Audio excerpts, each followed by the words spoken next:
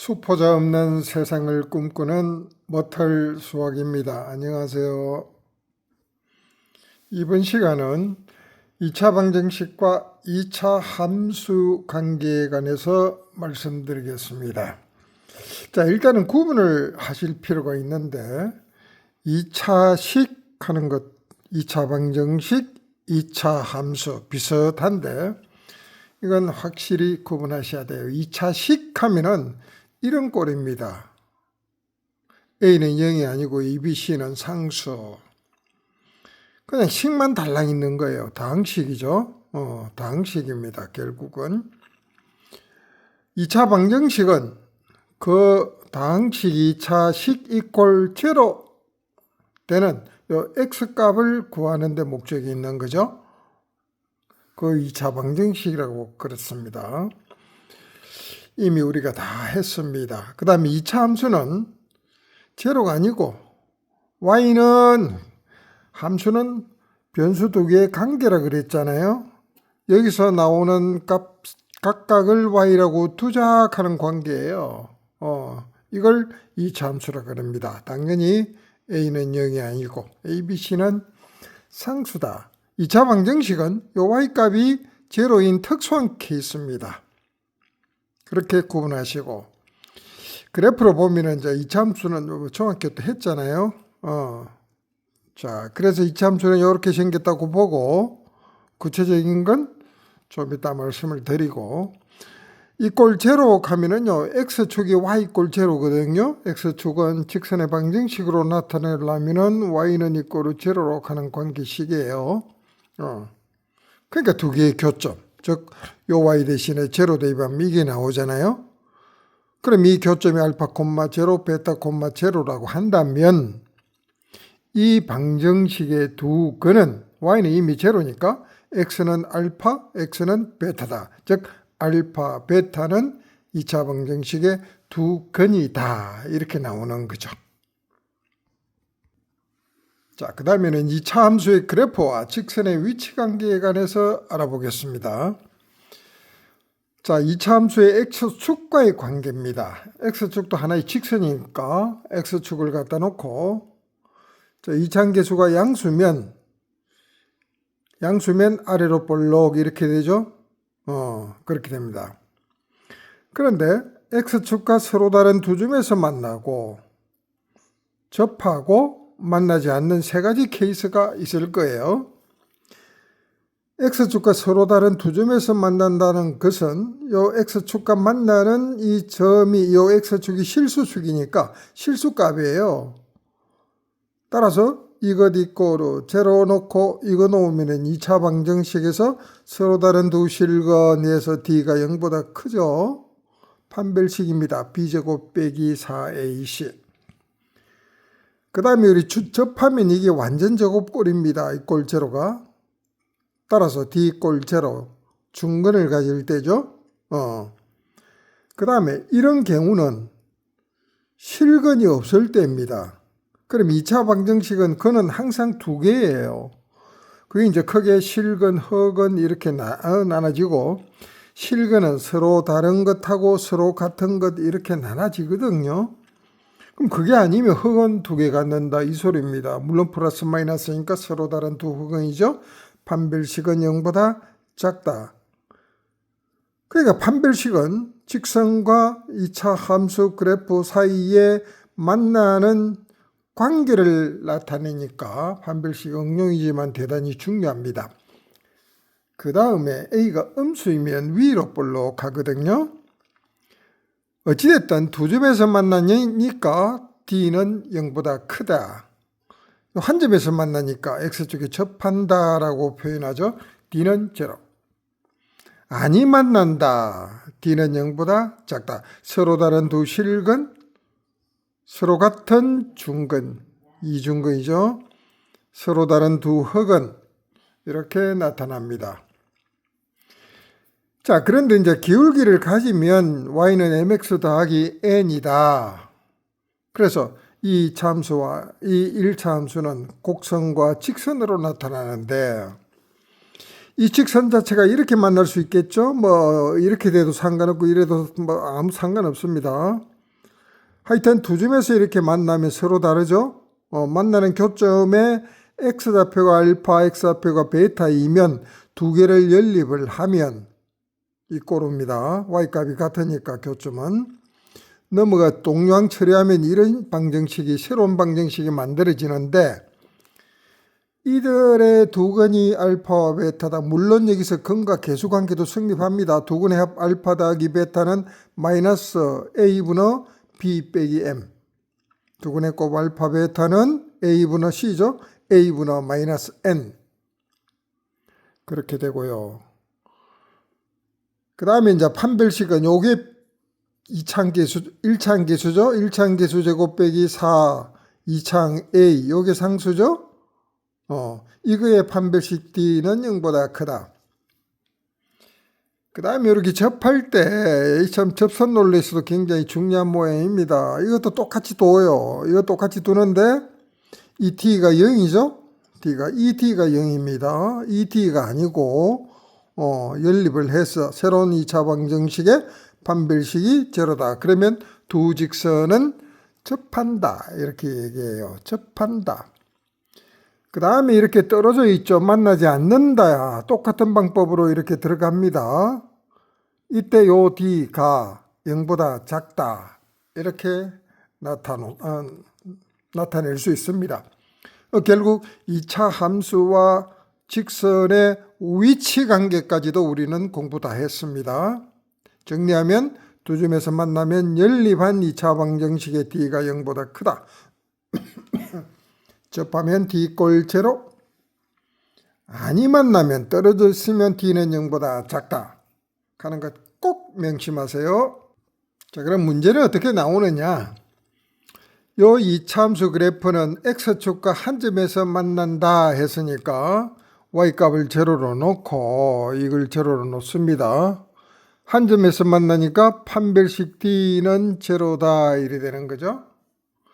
자, 그럼 여기서 여기에 짝수니까 4분의 D를 써면은, 그렇죠? 반 K죠? K의 제곱 마이너스 AC죠? 1 곱하기 K, K는 이꼬르 제로입니다. 인수분해해서 근을 구하면 K는 이꼬르 제로 1이죠. 그 다음 이거, 그래프는 X축과 안 만난다 그랬습니다. 그럼 이걸 제로로 놓은 상태에서 D가 0보다 작다 이 말이죠. 자, 이거는 뭐 홀수니까 B의 제곱 1 빼기 4AC 8K 0보다 작다 이 말입니다. 그럼 K는 뭐보다 크다?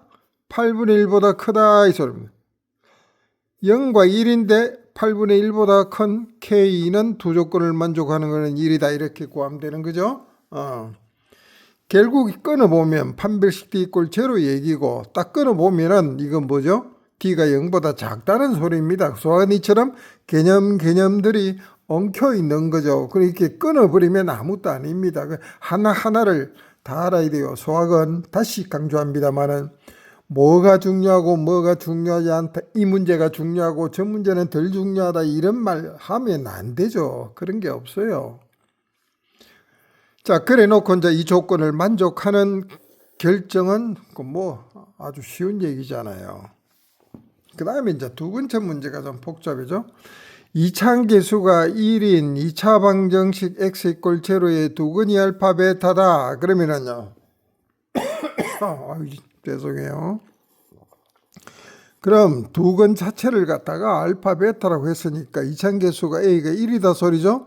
그럼 이 식은 x 마이너스 알파 곱하기 x 마이너스 베타 하는 식으로 나타날 거예요. 합이 6이다. 요 끊어야 되죠. 합이 6이다. 끊어야 되죠. 이고 뭐 이런 데서 다 끝나면 이제 끝난답니다. 그럼 저걸 써먹기 위해서 이걸 전개를 해야 되겠지. 그럼 x 제곱되고 마이너스 알파 x, 베타 x 이렇게 날 거 아니야. 그리고 상수 처리를 하면 얘가 6이니까 여기다 일단 6 대입을 해볼까요? 6 여기다 x 빠졌죠. x 더하기 알파 베타. 자, 찾아라 하는 F0는 뭡니까? 여기다가 0 대입하면 알파 베타죠. 알파 베타면 찾으면 된다 이 소리입니다. 그 다음에 y = fx 그래프의 꼭지점이 이제 꼭지점 찾는 이론입니다. 얘가 이 참수는 이렇게 생겼잖아요. 이렇게 생겼어요. 이렇게 생겼어요. 자, 지금 여기 x축입니다. 얘가 알파라 봐요. 얘가 베타라 봐요. 그럼 요 가운데가 이게 중점이에요. 중점. 중점이 대칭축입니다. 알았죠?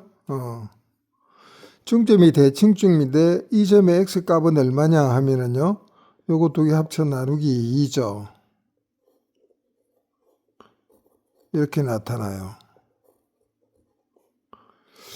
잠깐만요. 잠깐 중점은 이런 겁니다. 지금 x축상의 a점이 m, 0, b가 n, 0의 중점이 p, 0라고 했을 때 기본 원리는 거리가 같다 그런 거죠. 그래서 가운데 점이잖아요. 그럼 여기서 요 거리는 자 여기서 요거 빼면 되죠. n 빼기 p. 여기서 요 거리는 p 빼기 m입니다.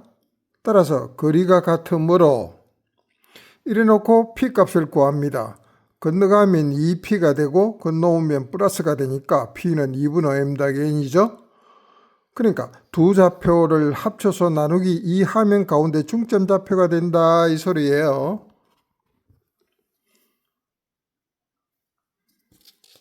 자, 그래서 이 원리를 그대로 쓰면은요. 여기가 그렇죠? 두 근이니까 x축상의 알파 베타잖아요. 아까 mn입니다. 따라서 2분의 알파 더하기 베타다 이 소리죠. 그리고 그 꼭지점이 이 직선 위에 있다 했으니까 이 뭐 대충 한 이 정도 보고요. 이 정도 보고 이렇게 된다 이 소리입니다. 됐죠? 그러면 이제 요 값 자체가 얼마예요? 6이잖아요. 그럼 요 3이다 이 소리입니다. 그럼 얘가 3이면은요, 요 y좌표는 이 위에 있으니까 여 대입하면 되죠? 6 빼기 7이니까 마이너스 1이죠. 그럼 결국 이들의 꼭지점은 3, 마이너스 1이다 이 소리입니다. 그럼 3, 마이너스 1은 이 곡선상의 점이기도 하니까 F3은 이꼬르 마이너스 1다 이 소리예요. 그럼 여기서 우리가 찾는 베타를 알파 베타를 찾을 수 있죠? 여기다 3 대입하면 9 마이너스 36 18 플러스 알파 베타는 마이너스 1이다 해가지고 알파 베타를 찾아냅니다. 얘가 마이너스 9이니까 8이 되겠죠? 그래서 답은 8입니다. 이렇게 해서 교육시험 기출문제를 해결했고 결국은 모든 것들이 이론입니다. 이론을 잘 알고 있으면요 그대로 적용하면 되는 겁니다. 수학은요 누차 얘기입니다만은 개념이 완벽하게만 알면은 참 문제는 아무것도 아니에요. 그래서 개념 위주로 공부하면은 그야말로 큰 힘 안 들이고도 문제를 척척척 해결할 수가 있는데 왜 문제만 찾아다니는지 그 신기루 찾아가는 거나 똑같아요. 신기루 없다는 소리잖아요. 답이 없습니다. EBS고 뭐고 인터넷 보면은 온갖 문제를 갖고 이 문제 저 문제 열심히 설명하는 거 그거요 수능 기출 문제하고 한번 비교해 보세요. 그리고 그 다음에 나오는 수능 문제하고 비교해 보세요. 한 문제라도 나오는지 전혀 안 나옵니다. 특히나 4점짜리 뭐 이거 알아야 된다 하는 문제들요. 한 문제도 안 나옵니다. 내가 얼마나 많은 고민을 내가 한 사람인데 절대로 안 나옵니다. 그런데 속지 마세요. 정말요. 문제 위주로 공부하는 건 옛날 학력고사 시절이에요. 거의 30년 전 이야기야. 그 택도 없는 그런 흙 공부하지 말고요. 제발 개념을 원래 수학은 개념 공부하는 겁니다. 수학의 원리 공부하는 거지. 그 원리를 갖다가 지 머릿속에 들어갔는가 그거를 갖다가 확인시켜 주려고 문제를 풀어봐야 되는데 누가? 스스로 풀어야 됩니다. 스스로 풀지 않는 수학은 수학 공부하는 거 아니에요. 넌 그냥 뭐 재미있게 뭐 인터넷 보면 뭐 재미있게 하려고 별쇼를 다 해서 하는데 그거 공부 가르치는 거 아니에요. 어? 돈벌이하는 수단밖에 안 되는 거지. 그런데 쏙지 마세요. 자, 오늘 수고했습니다.